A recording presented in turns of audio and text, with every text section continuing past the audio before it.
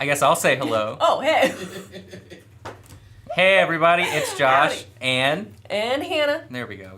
We pulled that off. Live from BAM HQ. How's it going? We're starting week 1, or the final week countdown for Forge Kickstarter. Yeah, it's been 4 weeks almost. It's wild. So today we've got some exciting things to show off. And I guess if we want to stall for a few minutes, wait for people to show up, or if you're all waiting for us. There's people. Sweet. There's people. There's people. Hi, That's people. great. So pretty much today is kind of focused on just like catching up over things that we've added, right, as add-ons, and then showing off some of the dragon stuff because people have been asking about that, and then people had continued to sort of ask about scale. So I brought some minis from home from different board games, stuff like that, just so you can see a direct comparison, right, in terms of scale. It's nothing out of the norm. It's very typical miniature scaling, so that should hopefully help everybody out.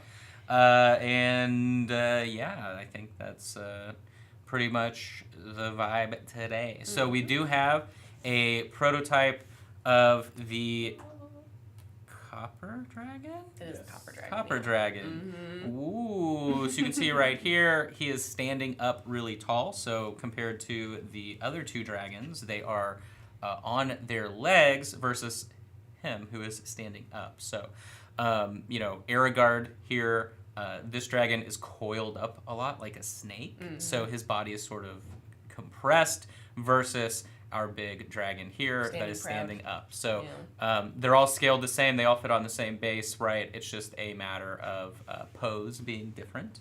But we can do the overhead cam so you guys can see scale that sort of existed in the artwork, right? But now you can get a much better idea. So all of our dragons are unique to a point, so they all have some interesting things going on. You can see if he had glasses, he would be a 6 eyes, right? Is that the goal? But 12 eyes. 12 eyes, sorry, Oh, yeah. there you go.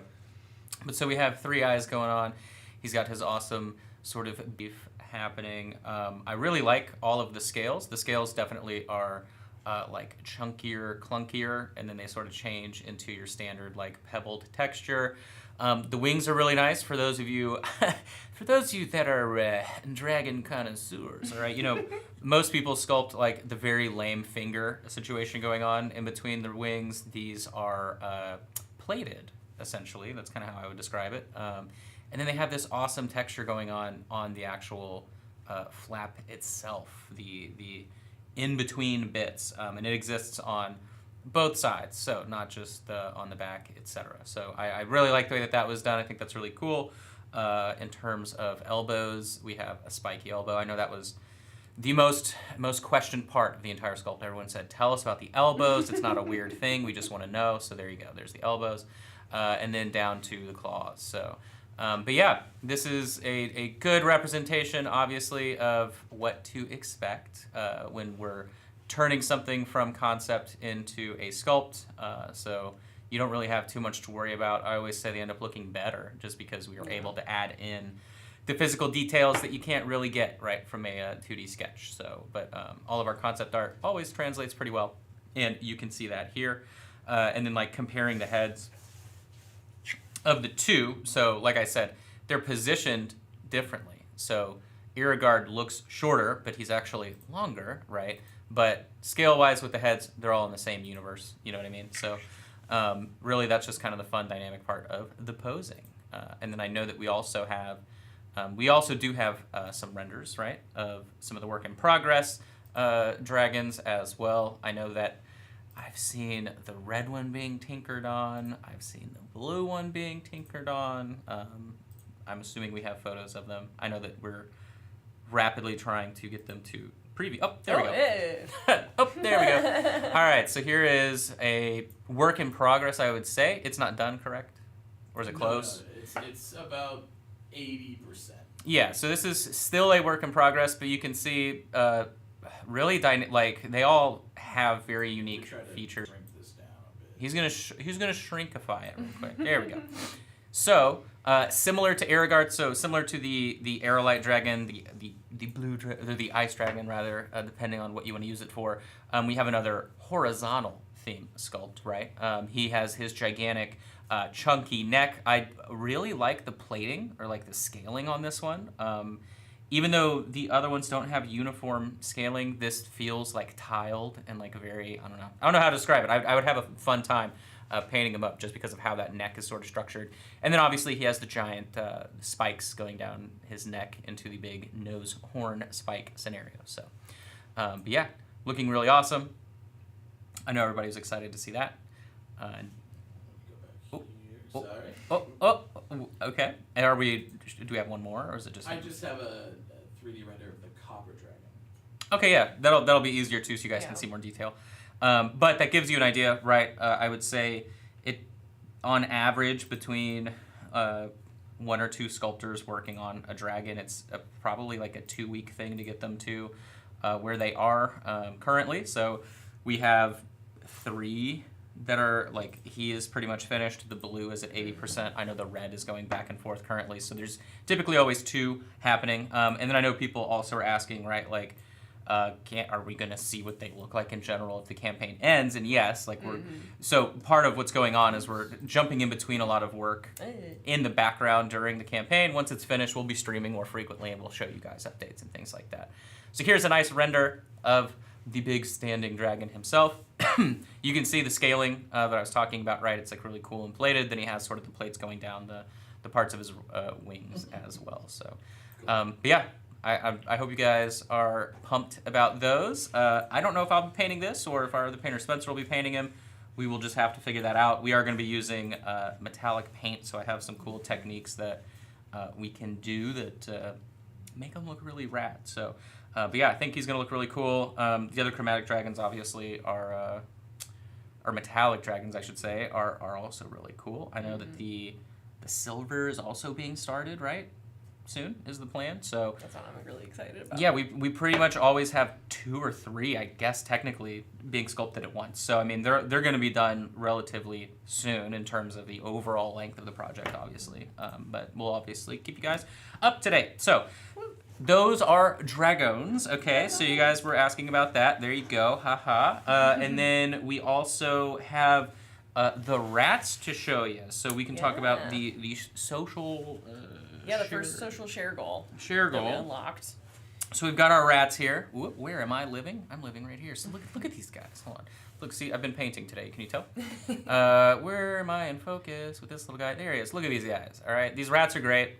I really like the fact, like, I think they're sized really well for like dire rats or giant rats, whatever you want, right? But they seem smart. Like they seem set, like they're scheming. So I think that's kind of my favorite part about the sculpt. And then I'll show you next to our new one, the foreman. We haven't really talked about, right? He's a surprise. This is a surprise for the stream. So we are announcing our very first backer count goal since we're nearing 1,500 backers. So once we hit 1,500, that is where the Deep Gnome Foreman you see here with his little shovel is going to be added free to the qualifying tiers. So that's the Adventure Box, the Forge Masters bundle, and then the digital download for the STL pack as well.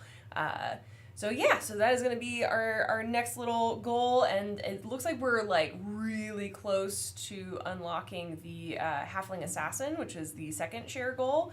He's painted, but he's broken. He So broke. when I was getting everything together, I realized I didn't have him, and then I didn't glue him back to the part that I broke like an idiot. So you'll see a photo of that soon, or if we stream it, the next time you see it, we'll probably show it off as well. It's painted really cool. We used our new studio paint in-house, our brand of paint to paint it, which a lot of stuff actually has been painted recently with that, and it's awesome. Can't wait to show you. Hopefully I break it again. If I can break it again one more time, I'll break it again one more time. But look, my track record of breaking things is pretty good. There's someone in the office who just isn't allowed to touch stuff usually, but it's not me, so I don't feel too bad if I break something. But we do have some skill. Oh, do we want to show off the gift goblin real quick? Oh yeah. We want to do gift goblin, producer Chris, producer Chris. Whoa! Hey. So, as you all know as well, and if you don't, now you do. So we always like to do a themed free miniature every single month. This is produced in COcast, in-house. We make the mold. We do everything ourselves here in good old Washingtonia, USA, okay? And last month we had the Turkey Paladin, Gobble Gobble. This month we have the Gift Goblin. So you can see he is rambunctious, crushing someone's hopes and dreams in that little gift beneath them. He has a candy cane with a metal rivet at the end for whatever reason. Who knows? He's up to no good. And then he has a nice present for you that for some reason has a fuse lit on the top. So this is primed. I've been painting stuff all week, and then we've been shuffling around. So someone is starting this today, most likely. But this paint job will be finished as well very soon. But typically, what it is orders of $40 or more to get free shipping in the continental U.S. Right? Is that the rule, or is it just in general? Free domestic shipping. Domestic shipping. There you go. Yeah. And then he gets tossed into your order. Do we sell them afterwards? Are they available afterwards? He's available for sale during. Okay, so they are exclusive, right, to that month, and you can purchase him on his only, or if you do that $40, which is pretty easy to hit, you can get all kinds of goodies in that $40 mark, and then get him added in as well. So, and then have we added the other stuff for this month yet, or is it still to be updated? I think it's still to be updated. It'll be added hopefully today. Yeah. Can I say? Today. Oh, can I say what we're adding, or no? Go ahead. Yeah, okay, cool. So we are adding a winter theme this month. So we have sentient, awesome explorer penguins. We have awesome explorer walrus folk as well. And they look awesome. We're adding wintry kobolds, right? And then we're also adding a Krampus, so you can do your direct on-the-nose holiday-themed adventure, or you can just do something that's a little chilly. It's a little cold outside. I don't know where you live. Maybe it's not, okay? I'm not judging you. But here, it's cold, right? It's that time of year. So that was the idea. They'll be up on the store. Remember, you can grab $40, free shipping. Haha, we throw in the Gift Goblin. That's that. Okay, so let's do a little comparison here, because everyone has been asking about scale. I brought a little box of goodies so we can do a comparison. Now then, we're going to fidget on some of these just because they have weird bases depending on what they're from, but you'll be able to get the idea pretty simply. So we will start off with the female barbarian here. This is out of the main box, right? But you can also get her in the hero box. Yeah, she's in the hero box Yes. or in the adventure box. So this is the scale, okay? And there's my thumb for scale. I know that helps everyone. But so if people were saying, but how big are they compared to like a CMON Mini? Well, you can tell right here, okay? Pretty much in line, looking good. Details are a little bit bigger, I would say, just because of, in terms of like hands and face, because it is 32 heroic, right? 30 heroic, which is 28. Our scale is 28 heroic or 30 mil, yeah. So our proportions are a little bit, like, I would say more painter friendly, but the height of everything is always scaled to where you can use it with whatever, right? So I know it's a little bit confusing. Every company does things differently. So like here's a Reaper Mini. Let's see, I'm lining the feet up because he's on a double base, of course. And like Reaper says they have 25 mil heroic, right? Which some of I used to work with them, so I'm very familiar with their catalog. Some of it is, some of it doesn't look like that. So sometimes it's really hit or miss. Ours are almost always exactly the same. Here we have a Rumble Slam Mini. You can see way bigger, right? So depending on what games you play, I don't know really why you would ever use our minis to do fantasy wrestling with, but hey, we won't judge you.